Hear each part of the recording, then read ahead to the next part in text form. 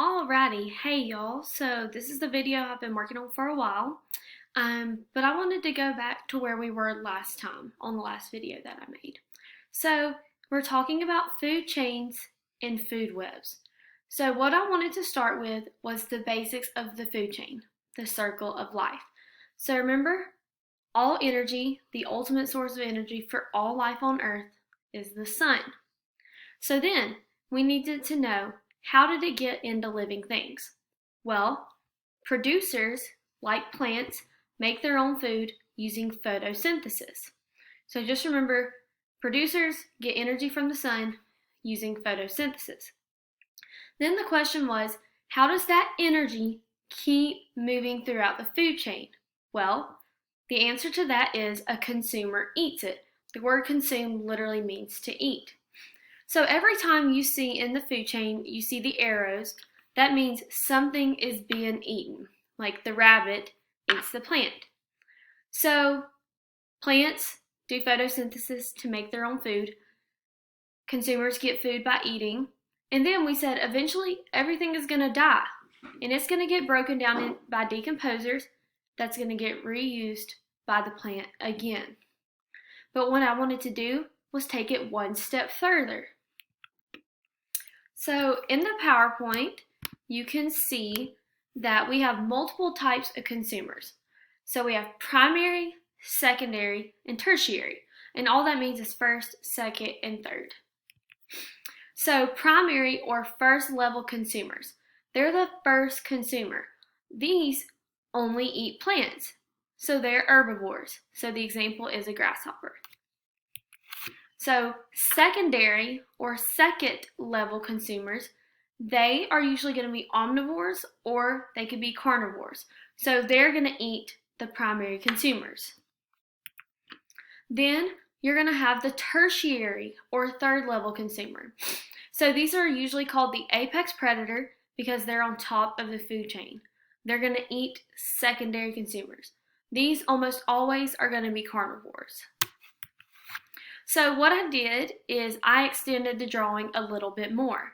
So we already know producers do photosynthesis to make their own food using energy from the sun. It gets eaten by a primary consumer, which is an herbivore, like the bunny. Well, that bunny can get eaten by a secondary consumer, which would be a snake. Well, an owl may come along and decide that it's hungry and it eats the snake. So it's a tertiary consumer. This owl is at the top of the food chain. And then of course I put the decomposers down here because anytime any of these things die, they're going to get broken down. So again, this is called primary because it's first, secondary because it's the second consumer, and third is tertiary. Okay, so I just wanted to do that as an intro. So the next thing I want to talk about is energy and biomass. So energy is not efficiently transferred. And that's what a community, we're going to see what it looks like. So as organisms feed on one another, matter and energy move throughout trophic levels. So as things eat each other, they're getting matter, which is nutrients, and they're getting energy. So first we need to know, what is a trophic level? So you heard me saying like primary or first level consumer. When I talk about that, I'm talking about this diagram right here. This is a trophic level or energy pyramid. So a trophic level is just where does an organism fit into a feeding hierarchy. So you can see producers are down here on the bottom. They have the most energy. There's more of them than anything else. Well, they get eaten by primary consumers, which are herbivores. Then they get eaten by the omnivores, secondary consumers. And then you have your top level predator, which is the carnivore. And then the reason they put decomposer over here is because anything can die at any time. So what I did is I drew my own version of this. Sorry for the bad drawings, but I just like the way this is set up so I can explain it a little bit better. Okay, so when we have an energy pyramid, it's big at the bottom and it's small at the top. So at the bottom, we have producers.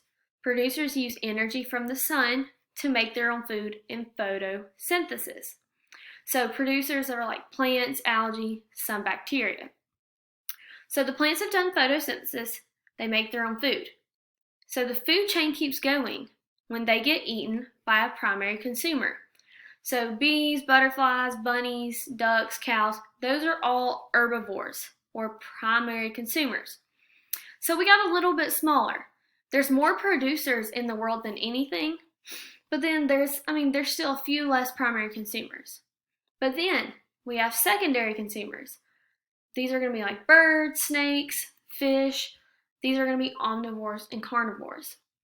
Then we get up to the top of the pyramid, which is the smallest, and you have your tertiary or third level consumers, which are your carnivores. So again, they're at the top of the food chain, they're the biggest, and they're the baddest. So again, a trophic level, where does an organism fall in this pyramid? So producers are always going to make up this bottom level. There's more producers than anything else, and then also producers have more energy than anything else because they're literally making their own energy. And every time something gets eaten, a little bit of energy is lost. So why does the pyramid get smaller? Well, this is because of the second law of thermodynamics. We talked about the first law. The first law just says that energy can't be created or destroyed. It only changes form. We know that. Energy is transferred as we eat, as we drink, as we go for a run. But the second law, energy is not transferred 100% efficiently. Some energy is going to be wasted. So that means like when we eat, we're not getting all the energy from what we eat. Some of it is going to be wasted. So an example of this is a car. And it's funny because I made this before I got my Mustang, but I still love this one. So unfortunately, after doing research, I found out that cars are going to use 15% of the energy that they get from gas. So what happens to that other 85-90%? Well, it's going to be lost to the environment as heat. That's why you're going to have the engine get warm. That's why the mufflers are going to get warm and the exhaust. So organisms are not going to be that different from a car. Organisms take in fuel by eating. They're going to burn fuel like a car would during cellular respiration, breathing. And then energy is used for life processes a little bit, but a lot of it is going to be lost as heat energy, like sweating. So when an organism is eaten, only a little bit of that energy is going to be passed on to the next organism, only 10%. So when we eat something, we're really only getting 10% of that energy. The other 90% is being lost to the environment as heat. So when we talk about the trophic, so trophic means energy, these energy levels. Again, plants are at the bottom. They have 100% energy because they're making it themselves. They've got everything they need. But then, first level consumer eats that, like a bunny eats grass. They're only getting 10% of the energy. The other 90% is lost as heat. Go up to the second level. Snake eats the bunny.